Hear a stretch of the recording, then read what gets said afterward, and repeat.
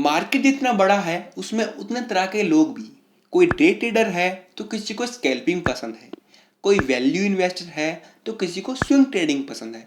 सबकी अपनी अपनी पसंद और सबका एनालाइज करने का तरीका भी अलग है। अगर मैं मोटा मोटा कहूँ तो मार्केट में दो तरह के लोग हैं, ट्रेडर और इन्वेस्टर। और आज के इस वीडियो में हम ट्रेडिंग और इन्वेस्टिंग में अंतर जानेंगे और ये जानेंगे कि एक बिगिनर के लिए क्या बेस्ट रहेगा। वैसे तो ट्रेडिंग और इन्वेस्टिंग में अंतर करना यानी ये बता पाना कि कौन सी बढ़िया है कौन सी बेकार है, ये बेबुनियाद है। क्योंकि ट्रेडिंग और इन्वेस्टिंग दोनों ही अलग चीज़ हैं और दोनों को एनालाइज करने का तरीका भी अलग। पर हम ये ज़रूर बता सकते हैं कि एक बिगिनर को अपनी शुरुआत कैसे करनी चाहिए, वो शुरुआत में ट्रेडिंग करे या इन्वेस्टिंग करे। तो आज की इस वीडियो में हम यही जानेंगे और जानेंगे ट्रेडिंग और इन्वेस्टिंग में अंतर।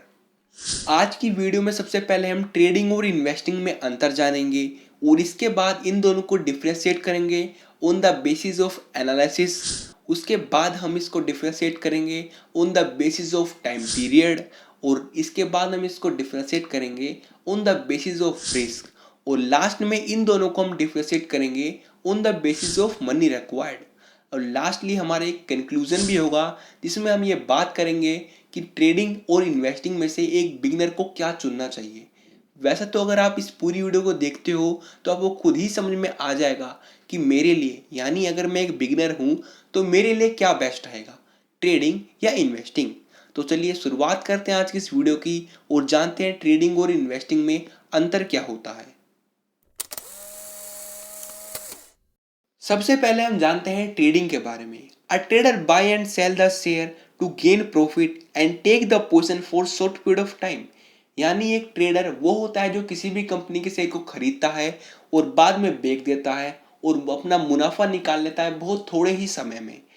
एक ट्रेडर एक मौका परस्त आदमी होता है, उसे मौके की तलाश रहती है और वो कई सारे स्टॉक्स पे ऑपरेट भी करता है। ट्रेडर भी कई तरह के होते हैं, जैसे कि सबसे पहले आता है हमारा इंट्राडे। इंट्राडे से आप सब कुछ जानते होंगे, इंट्राडे आपकी मनपसंदीदा ट्रेड भी है। इंट्राडे में भी दो तरह की चीजें आती हैं, डे ट्रेडिंग और स्कैल्पिंग। इसके बाद हमारी आती है स्विंग ट्रेडिंग। स्विंग ट्रेडिंग भी एक तरह की ट्रेडिंग है और काफी ज्यादा लोकप्रिय ट्रेडिंग है। अगली आती है हमारी एफ एंड ओ ट्रेडिंग यानी futures and option trading. Futures and option trading काफ़ी ज़्यादा रिस्की और काफ़ी ज़्यादा प्रोफेशनल लोगों की ट्रेडिंग होती है और एक बिगनर को अपनी शुरुआत कभी भी इससे तो नहीं करनी चाहिए। फ्यूचर्स एंड ऑप्शन का डेरिवेटिव वैसे तो अलग है ट्रेडिंग और इन्वेस्टिंग से, पर फिर भी फ्यूचर्स एंड ऑप्शन ट्रेडिंग में ही इंक्लूड होती है। अब हम जानते हैं इन्वेस्टिंग में क्या होता है। A person who invest the money in the company for a long period of time.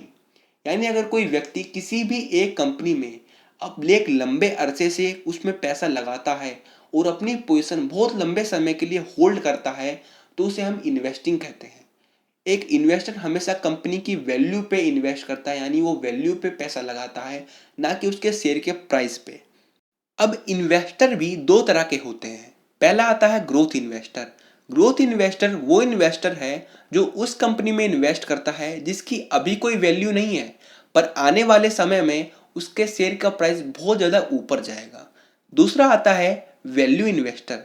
Value investor वो इन्वेस्टर है जो उस कंपनी में इन्वेस्ट करता है जो इसकी वैल्यू पहली सी है, यानी मार्केट में वो जानी पहचानी कंपनी है और वो हर बार तब शेयर खरीदता है जब उसका शेयर का प्राइस सबसे कम हो। सबसे पहले हम डिफरेंशिएट करते हैं on the basis of analysis. और बेसिस ऑफ एनालिसिस में ट्रेडिंग में हम यूज करते हैं टेक्निकल एनालिसिस। टेक्निकल एनालिसिस में कई तरह की चीजें आती हैं, जैसे कि candlestick pattern, indicators, different different indicators होते हैं जैसे कि RSI indicator, MACD indicator, chart pattern का यूज करते हैं और कई तरह के टेक्निकल टूल्स होते हैं जिन्हें हम टेक्निकल एनालिसिस में यूज करते हैं। अगर आपको टेक्निकल एनालिसिस के बारे में जानना है तो चैनल पे मैंने पूरी की पूरी प्लेलिस्ट निकाल रखी है जिसमें हमने कैंडलस्टिक पैटर्न से लेके इंडिकेटर सब कुछ कवर किया है। वहीं इन्वेस्टिंग में हम करते हैं फंडामेंटल एनालिसिस का यूज और फंडामेंटल एनालिसिस में आती है कंपनी की एक एनुअल रिपोर्ट और सारी जानकारियां। आगे हम जानते हैं on the basis of time period trading और इन्वेस्टिंग में क्या अंतर है। अगर टाइम पीरियड की बात करें तो ट्रेडिंग एक शॉर्ट टर्म पीरियड ट्रेड है जिसमें कुछ मिनटों से लेके कुछ हफ्तों तक की आपकी ट्रेड हो सकती है। अगर मैं इंटरडे में स्कैल्पिंग की बात करूं तो उसमें हम कुछ मिनट तक ही अपनी पोजीशन होल्ड रखते हैं और स्विंग ट्रेड में कुछ दिनों से लेके कुछ हफ्तों तक की हमारी ट्रेड रहती है। अगर वहीं इन्वेस्टिंग की बात करी जाए तो इन्वेस्टिंग होता है लॉन्ग टर्म पीरियड गेम। इसमें हम कम से कम 4 से 5 साल तक की अपनी इन्वेस्टिंग करते ही करते हैं और कई कई लोग तो जीवन भर यानी जब तक वो जीवित रहते हैं तब तक अपनी पोजीशन होल्ड करते हैं, क्योंकि इन्वेस्टिंग एक लंबे समय का खेल है। ये हमेशा फायदा आपको तभी देगी जब आप इसमें लंबे समय के लिए इन्वेस्ट करोगे और पावर ऑफ कंपाउंडिंग अपना असर 4 से 5 साल बाद ही दिखाना शुरू करती है। तो इसमें आपको कम से कम मिनिमम 4 से 5 साल अपना इन्वेस्ट करना ही होगा पैसे, तभी जाके आपको एक अच्छा रिटर्न देखने को मिलेगा इसमें। आगे डिफ्रेंशिएट करते हैं on the basis of risk. On the basis of risk में जानते हैं कि ट्रेडिंग और इन्वेस्टिंग में कितना ज़्यादा रिस्क है। अगर ट्रेडिंग की बात करें तो ट्रेडिंग में काफ़ी ज़्यादा हाई रिस्क ट्रेड होती है, क्योंकि ट्रेडिंग में इंट्राडे में आपको सबको पता है कि कितना ज़्यादा रिस्क होता है इंट्राडे में। अगर फ्यूचर्स एंड ऑप्शन की बात करूं तो फ्यूचर्स एंड ऑप्शंस में इंट्राडे से भी ज़्यादा हाई रिस्क होता है। तो ट्रेडिंग बहुत ज़्यादा हाई रिस्क की ट्रेड होती है। अगर स्विंग ट्रेड की बात करूं तो स्विंग ट्रेड में भले ही इन दोनों से थोड़ा कम रिस्क हो, पर स्विंग ट्रेड में भी आपका रिस्क हाई ही होता है। वहीं अगर इन्वेस्टिंग की बात की जाए तो इन्वेस्टिंग में आपका काफ़ी ज़्यादा कम रिस्क होता है। अगर आपने फंडामेंटल एनालिसिस सही से करी है किसी भी कंपनी की तो आपको रिस्क नहीं होगा, बल्कि आपको बिल्कुल भी लॉस नहीं होगा। अगर आपने किसी भी कंपनी में ऐसे ही इन्वेस्ट कर दिया है तो आपको रिस्क होने के चांसेस हैं, पर आपने वाकई में अच्छे से फंडामेंटल एनालिसिस करी है किसी कंपनी की तो आपको रिस्क बिल्कुल भी नहीं होगा। वहीं अगर ट्रेडिंग की बात करी जाए तो ट्रेडिंग में ये गारंटी कोई नहीं ले सकता कि आप भले कितनी अच्छी टेक्निकल एनालिसिस कर लें, आपको रिस्क ट्रेडिंग में उतना ही बना रहेगा। आगे डिफ्रेंशिएट करते हैं on the basis of money. अब मनी में एक लॉजिक वाली बात करते हैं। वैसा तो ये कहीं लिखा नहीं है कि कितने रुपए से आपको मार्केट से शुरुआत करनी चाहिए, कितने से ट्रेडिंग करनी चाहिए, कितने से इन्वेस्टिंग करनी चाहिए। पर फिर भी आप सोचो, अगर आप 500 रुपये लगाते हो मार्केट में तो चाहे आपको कितना अच्छे से अच्छा रिटर्न क्यों ना मिल जाए, हाई से हाई रिटर्न क्यों ना मिल जाए, आपकी अमाउंट 800 रुपये से ज़्यादा कभी नहीं होगी। और फिर जब आपसे कोई अपना दोस्त पूछेगा कि और भाई कितना कमा लिया मार्केट से, तो क्या कहोगे? 800 रुपये। तो भाई समझो इस चीज़ को, एक लॉजिक लगाओ कि 500 रुपये लगाना कोई मार्केट में ट्रेडिंग नहीं होती, ना ही इन्वेस्टिंग होती है। तो 500 रुपये या 100 रुपये शुरुआत तो होती नहीं है मार्केट में, क्योंकि क्या आएगा, अगर आप 500 रुपये से इंट्राडे करते हो तो इंट्राडे में इतना ज़्यादा रिस्क होता है कि आप 500 रुपये कुछ ही दिनों में उन्हें ज़ीरो कर लोगे। तो अगर आपको इंट्राडे में ट्रेडिंग में अगर शुरुआत करनी है तो आपके पास मिनिमम 3 से 5 हज़ार रुपये होने ही चाहिए। अब ये भी कहीं लिखा नहीं है कि आपको 3 से 5 हज़ार रुपये चाहिए ही चाहिए, पर फिर भी अगर मैं एक बात कहूँ तो आपको ट्रेडिंग की शुरुआत हमेशा स्विंग ट्रेड प्लस इंट्राडे में करनी चाहिए।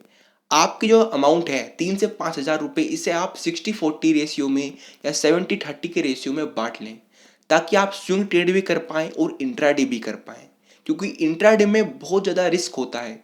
तो अगर आप सिर्फ खाली इंट्राडे ही करोगे तो आपको रिस्क ज़्यादा होगा। तो आप स्विंग ट्रेड और इंट्राडे के लिए आपको 3 से 5 हज़ार रुपये मिनिमम चाहिए ही चाहिए इन ट्रेडिंग में। अगर इन्वेस्टिंग की बात की जाए तो इन्वेस्टिंग होने को तो 1 हज़ार रुपये से भी हो जाएगी, कर लो, कोई दिक्कत नहीं है। पर वही ना, अगर आपका साल का रिटर्न देखूं एनुअली CAGR लगा के, तो 20 से 30% हाई रिटर्न होता है। सबसे ज़्यादा मैक्सिमम रिटर्न ही 20 से 30% होता है। तो अगर 1 हज़ार का 20 से 30% भी अगर आपको मिल जाए तो केवल 1200-1300 रुपये ही बैठेंगे। अगर 10 हज़ार भी आप लगाते हो एक साल में तो फिर भी आपको 2 से 3 हज़ार रुपये ही मिलेंगे एक साल में। तो इन्वेस्टिंग के लिए एनुअली एक साल में आपको लगभग लगभग 50,000 से 1 लाख रुपए इन्वेस्ट करना चाहिए। अब ये भी कहीं चीज लिखी नहीं है कितना लगाना ही लगाना है, पर ये एक साल में आपको इतना लगाना ही लगाना है।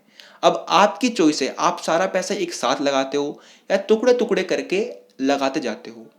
Choice is yours. अगर आप हर महीने भी 1,000 रुपये फिर 5,000 रुपये भी हर महीने डालते हो मार्केट में, तो फिर भी आपका एक साल में ठीक ठाक रिटर्न बैठ जाएगा। यानी एक साल में आपकी अमाउंट ठीक ठाक बैठ जाएगी, तो आपको रिटर्न भी ठीक मिलेगा।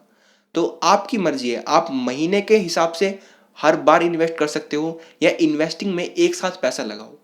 यकीन मानो, अगर इन्वेस्टिंग में आपको वाकई में शुरुआत करनी है तो थोड़ी ज़्यादा अमाउंट की करनी होगी, क्योंकि आप जितना कम रुपए लगाओगे उतना ही आपको रिटर्न कम भी मिलेगा।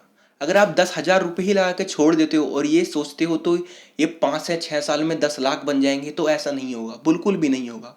आपको इन्वेस्टिंग में या तो हर महीने आप पैसे डालो एक फिक्स्ड अमाउंट में, या फिर एक साथ एनुअली उसको इन्वेस्ट करो। तो अब बात करते हैं कि बिगिनर के लिए क्या अच्छी रहेगी। वैसे तो अगर आपने पूरी वीडियो यहाँ तक देख लिया तो आपको समझ में आ गया होगा कि एक बिगिनर के पास कभी भी 50,000 से 1 लाख रुपए अवेलेबल नहीं रहेंगे।